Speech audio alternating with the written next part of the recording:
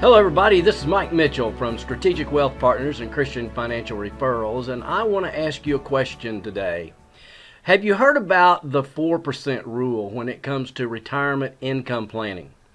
That's a concept that has been promoted in the planning industry for several years, which basically develops the concept that if you want to make sure that the assets that you've accumulated for retirement will last a lifetime, you shouldn't take more than 4% of those accumulated assets on an annual basis for income.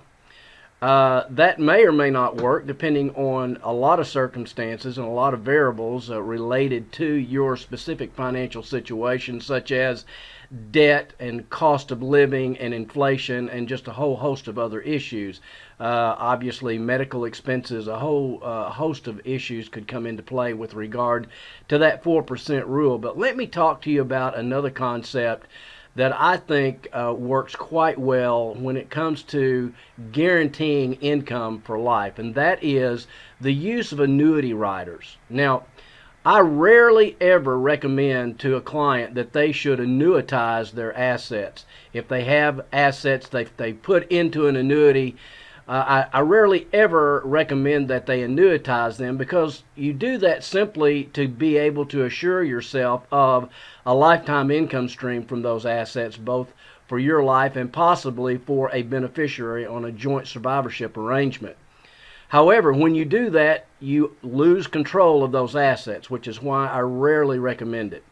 Possibly in some situations where it just comes to the transfer of assets with a short term of annuitization, such as a single premium annuity that possibly you are going to annuitize and pay out over, say, a 5-year period to transfer it from position A to position B. That possibly might be a scenario. But when it comes to guaranteeing lifetime income streams, annuities today have riders that can be attached that can guarantee you the stream of an income payment over your lifetime, and you can also arrange those so that there are joint payments.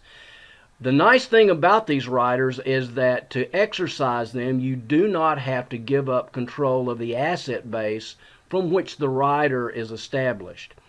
So looking into annuities with income riders could be a very good solution to this 4% rule that we've heard people talking about.